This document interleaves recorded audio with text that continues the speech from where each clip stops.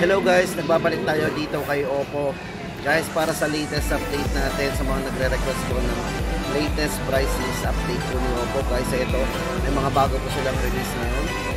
Siyempre guys, yung tablet po nila. Yan guys, sa mga naghahanap ng budget, siyempre, unahin na po natin yung budget phone yan. Yung Oppo. Ito guys, para sa latest update natin, unahin na po natin yung kanilang Oppo A18.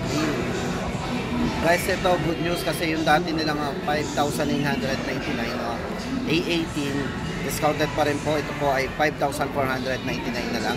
At guys, mga nagtatanong nga pala kung totoo daw ba na 8GB RAM yung RAM na ginamit ni Oppo A18. Tama po kasi ito po guys ay may expanded. So extended RAM po yan. Original RAM po na is 4. So ilalagay lang natin sa setting, magiging 8 po yan. So yun, sa mga nalilito, yan 8GB RAM po talaga ang kanyang maximum RAM. So yun guys, para sa latest update po natin dito sa mga naghahanap ng budget phone. Ito guys, may 5,000 mAh battery na po yan. Then sa volume guys, maganda dito, naka 300 volume mode po yan. Sa mas malakas na sounds po. Yan, long lasting battery. At naka MediaTek Helio G85 na po yan sa halagang 5,499. At meron din po itong 36 months fluency protection. 128 na rin po at naka 2D premium design po yan. So maganda rin po yung design nito kung makapansin natin. Yan, naka Oppo glow design po yan. So yun guys, sa mga naghahanap ng budget ng Oppo, yan, Oppo A18 5,499. Naka 8GB 128 na po tayo. Then guys, lipat tayo for Oppo A38 naman. Maganda po dito kay A38 guys. Ito naka 33 watts super book charge na po ito. Meron na rin po siyang large battery, 5,000 mAh battery. Yan, para po sa price, unahin na natin 7,999 po. Naka 8GB RAM 128 na tayo. At para po sa mga ibang specs guys, ito size ng screen po nito ay naka 6.56 high definition plus. Then maganda po sa kanyang refresh rate, naka 90Hz na po yung refresh rate ng screen yan. Check po natin yung kanyang mga parameters. Ayan po, naka 90Hz refresh rate. Yan, tapos yung kanya pong yan, naka 300 volume din po yan. So may malakas na volume po yan. Yan po yung kanyang 50 megapixel po para sa kanyang front camera. Yan. At para po guys sa chipset nito, ito yung naka MediaTek Helio G85 na rin. Yan, 33 watts superbook charge with 5,000 mAh battery. So guys, ito bali may extended RAM po yan, same din. 128.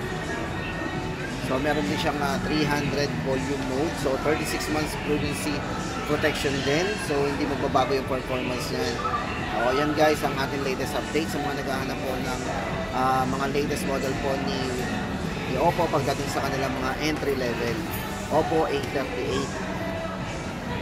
Guys, ito ulitin natin 7,999.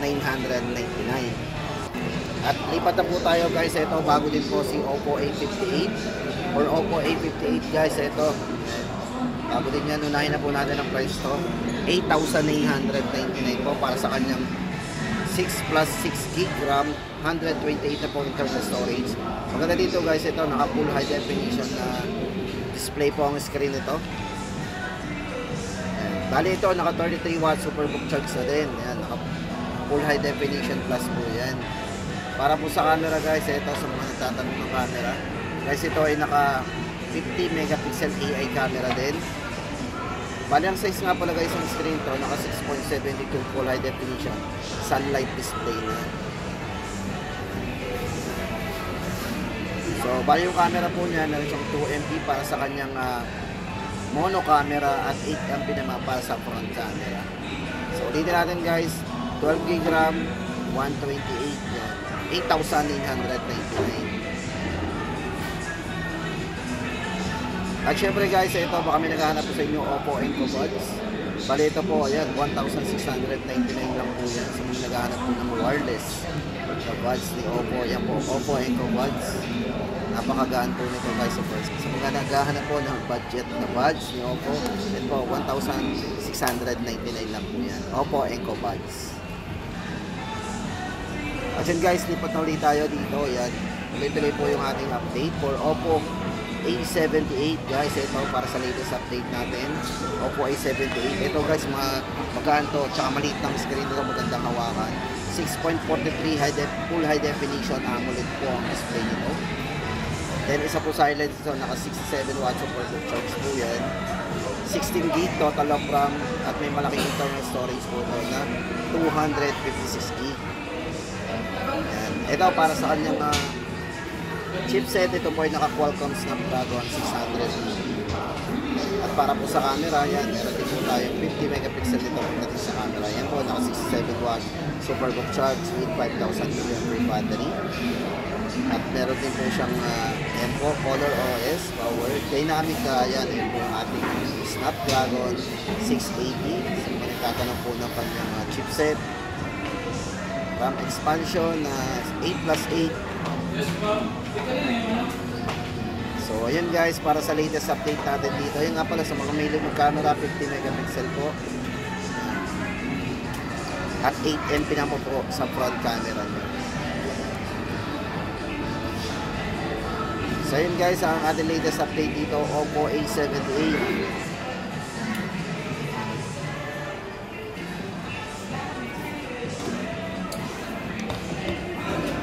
12,999 po. So, ayan guys, ang ating latest update.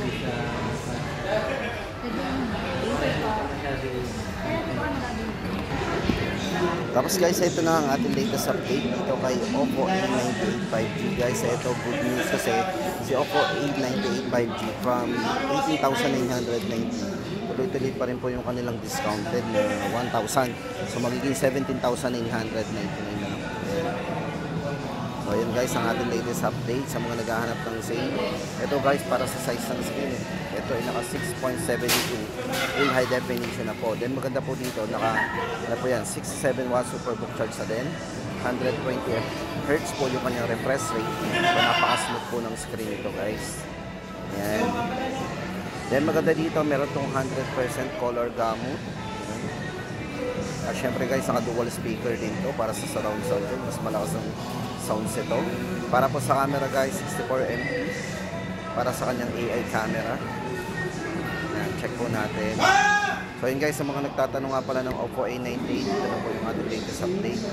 So yan, check po muna natin yung kanyang gaano kalinaw yung kanyang 64 megapixel. So maganda dito guys, meron din siyang ano yan, malinaw na camera at meron din siyang micro lens. So 40 times micro lens po yan. Yun nga pala guys, mention na rin natin yung kanyang chipset. Ito ay naka Qualcomm Snapdragon 695. Para sa battery, meron siyang 5,000 mAh battery. Yan, Oppo A98 5G guys. Yan, price update natin 17,999. Tapos guys, sa mga naghahanap nga pala ng wireless buds si Oppo, ito guys, so, si Oppo Echo R3 guys. Ito para sa latest update natin. Ito po ay 3,999. Baka naghahanap po tayo ng ito, yung mga wireless earbuds ni Oppo. Yan po yung ating latest update ngayon. So yun, Oppo Enco FD 3,999. So ito guys, maganda dito, napakagaan po nito sa tenga. Hindi mangawit yung tenga natin pag nakalagay ito. So medyo magaan po talaga ito. Check po natin. So, 3,999. At ito guys, para sa latest model naman ng Oppo guys, ito yung kaka-release lang po nila ngayon. Reno 11 5G. Guys, ito maganda dito kay Reno 11 5G. Yan. Nahin na po natin ang price guys. Ito, naka 24 gig. Yung RAM niya, 256 internal storage. Then, 24,999. Ito guys, para sa highlights po nito.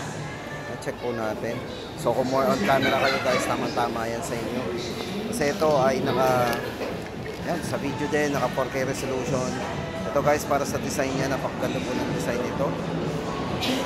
Natural aesthetic display. Yan. So yun guys, para sa camera, meron po itong 15 megapixel para sa kanyang main camera. Then maganda po dito guys, ito meron din siyang 0.6. So kung gusto natin ng wide angle, tama yan sa mga naghahanap. Size nga pala guys ng screen to, naka 6.7 Full high definition plus yan, 120 Hz po na refresh rate. At yan guys, tama-tama sa mga mahilig ng video kasi 1080p niya ay napaka-smooth kasi ay naka 60 frame per second po yan. At kung 4K resolution naman guys, naka 30 frame per second. So pwede natin magamit yung 4K resolution pagdating sa video recording. So yan guys, ang ganda ng design nito. Yan. At para nga pala guys, sa chipset ito yung naka MediaTek Dimensity 70. 5,000 mAh battery din. At yun guys, para sa latest update natin, ito po yung pinaka-latest po nila ngayon. Oppo Reno 11 5G. Price po natin ulitin, pinaka-ano po natin, yung variant 24GB total of RAM, tapos 256GB internal storage. At syempre guys, hindi lang yan, ito po yung isa nilang latest din, si Oppo Reno 11 Pro 5G. Ito guys, unahin na natin ang price. Ito naka 24GB yan, tapos ang taas ng internal niya 512GB. Tapos yan, 31,999. So ito guys, bali may mga 32 megapixel din telephoto portrait sa mga mahilig camera. Tapos meron siyang 50 megapixel ultra clear para sa main camera. At maganda dito guys, meron siyang 112 ultra wide angle din. So yun yung 0.6 niya pagdating sa camera. So maganda dito guys, meron siyang ano dito yan, para sa kulay, yung nipis po ng bezel niyan. 7.59mm kapag ano na yan, yung gray. Tapos kapag white, 7.66mm ang nipis ng bezel. Mapansin niyo po ng kulay talaga. Check po natin yung kanyang camera kung gaano kami. May wide angle din po yan. No worry po tayo kung marami tayong kukuha. Pwede po natin yung kanyang ultra wide angle na 112. So, meron siyang ganong degree. Siyempre guys, maganda dito yung video niya, ginamitan siya ng EIS and OIS. So may dual stabilization. At yung mga mahilig mong vlog, tama-tama guys, kasi meron siyang dual view video. So less ano tayo, yung mga mag-edit, no worry. So gamit ko yung kanilang dual view video. So pwedeng back and front. So yun nga pala guys, para sa kanyang chipset, ito ay naka MediaTek Dimensity 8200. So yun, 4,600 naman para sa kanyang battery. At yung latest Android syempre, ito ay naka Color OS 14. So yun guys, para sa latest update natin dito kay Oppo 11 Pro 5G, ito po ay 31,999. At syempre guys, hindi lang yan sa mga naghahanap nga pala ng tablet ng Oppo. Ayan, naka less 2,000 po yung kanilang Oppo Pad Air. Ngayon po guys, ang price na lang yan ay 10,999. So sa mga naghahanap ng discounted na tablet ni Oppo, ito po si Oppo Pad Air. 10,999. Check na lang po natin guys. So ito maganda dito guys, ito check natin yung iba ng mga specs and parameters. Check mo na para meron tayong idea kahit konti. Guys, maganda dito kay Pad Air, ito ay naka 2K resolution na din. Tapos 7,100 mAh pagdating sa kanyang battery, pang long lasting battery talaga yan. So yun guys, ulitin natin para sa price update natin, 10,999 para po sa pinaka-latest natin sa mga naghahanap ng discounted na tablet ni Oppo. Ayan, Oppo Pad Air, less 2,000. At yun guys, dito nagtatapos ang ating latest price list update kay Oppo ngayong February 18, 2024. At babalik po tayo guys para sa mga iba pang latest update.